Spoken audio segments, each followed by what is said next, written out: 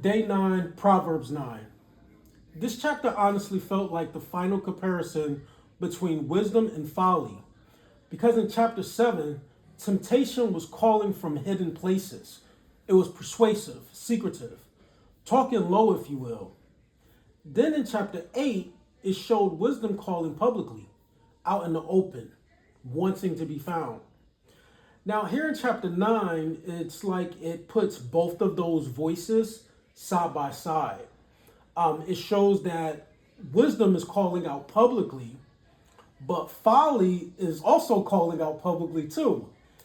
And I found that interesting because it shows that not every loud or confident voice is automatically wisdom. This is where discernment comes in, being able to distinguish what voice is actually leading you somewhere good for the long term.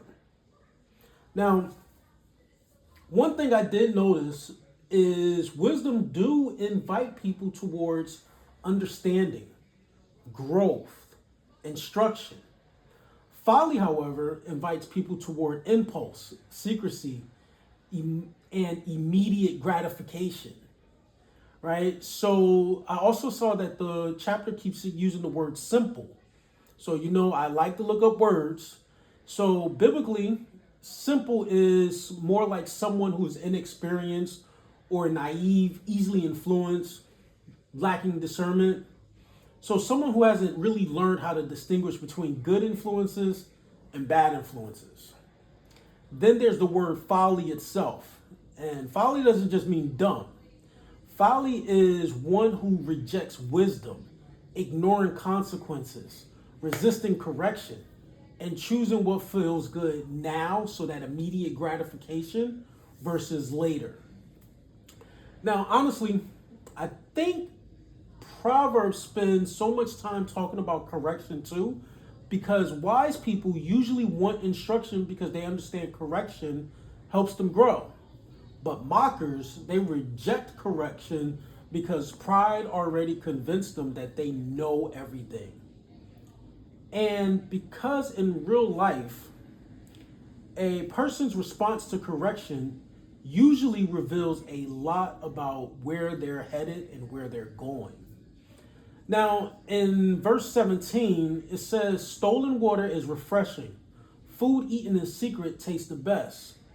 And the more I thought about that, it revealed doing things in secret and like the thrill of it, right? Because it's forbidden, it's risky, the idea of getting caught.